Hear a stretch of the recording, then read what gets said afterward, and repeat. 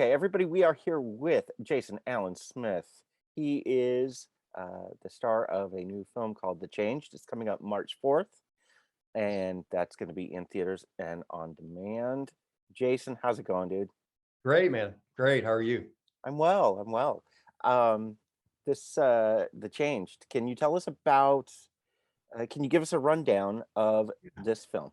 Of course. So, you know, sort of small, insular, sort of family dynamic, neighbors that love each other, that are in each other's business, and things are changing around them. People are acting different. Things are weird.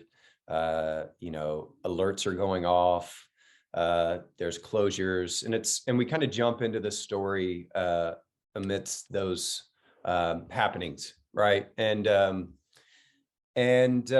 from there, we start to see humans behaving very differently in a dangerous way, and it escalates into, um, not to give it away too much, but into some sort of some sort of a pathogen is out there, and I'm sure the log line gives this away, but there's an invasion Oh yeah, happening, yeah, and yeah. That's and that's public knowledge, right? And it's yeah. invading.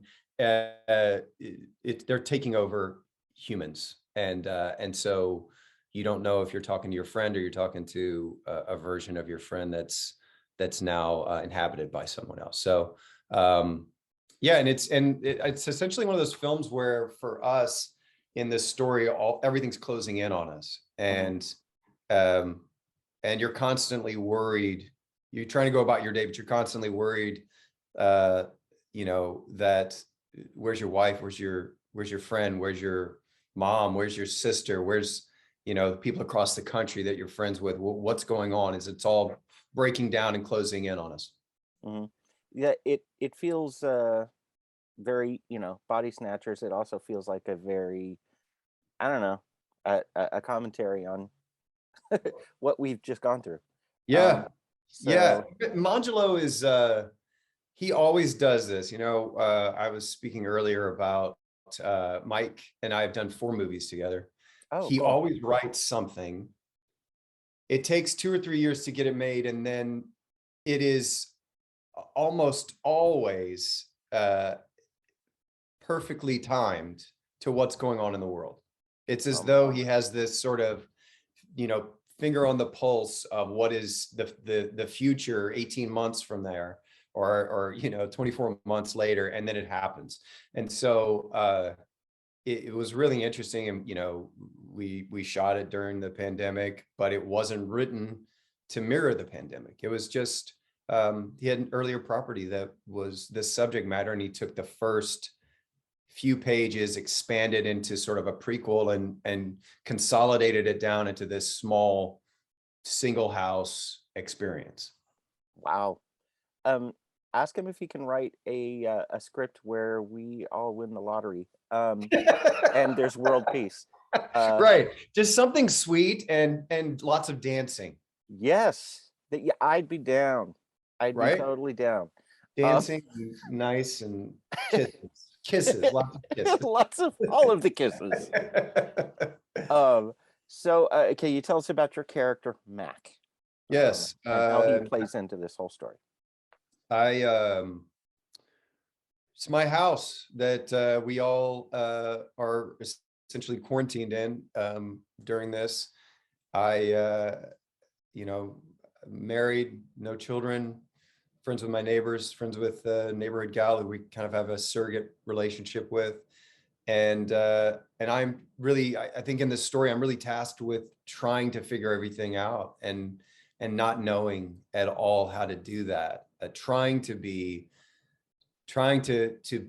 play what I feel as my role as man of the house, if you will, and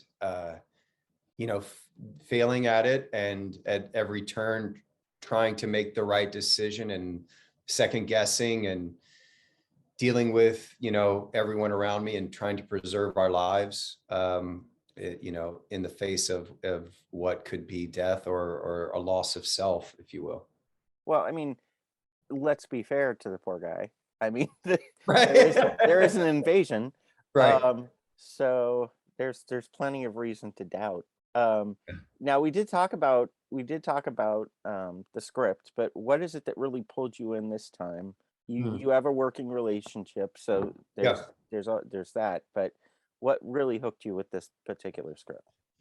Um, man, truly, like for me, like, you kind of touched on it. The I don't know is it's such a vulnerable place, right? That is an amazing place for an actor to kind of be operating from, because you're always trying to figure it out. You're always dealing with everything around you. And for this, it's great. I mean, I am uh once I've taken it on, there's not that much work to do. It's like everything's happening to me. Mhm, I don't have to do anything. I just gotta deal with it, right? mhm, And so that was exciting, for me. It's not, and then they're having a relationship. Uh, Claire Foley's character in this, having a relationship with someone that is not your daughter, but that you love, mhm, that you want to take care of. I'm always touched by um, stories where you risk something for someone that's not your blood, that's not your lifelong best friend, but that is someone that you care about and that you'll risk your life for. I'm always touched by that. So that relationship with her in the story was very attractive for me. mhm.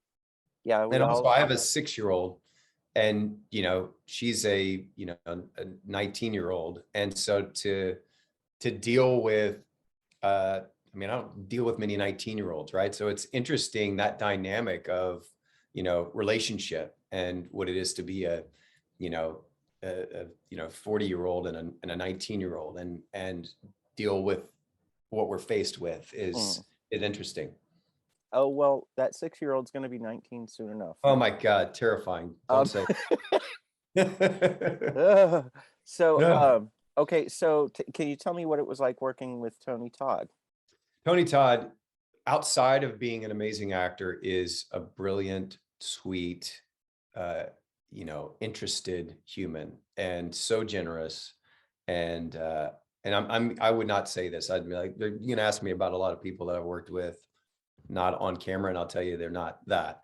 He is, and just a joy. Also, really down to do the work. And um, this movie doesn't just use Tony Todd as a set piece. Tony Todd's the guy, and I loved that. And seeing him, I mean, once you see the film out there, you are, he's operating from this amazing position of power and weakness. And it's and he's got this big booming voice, and he's such an interesting person to look at.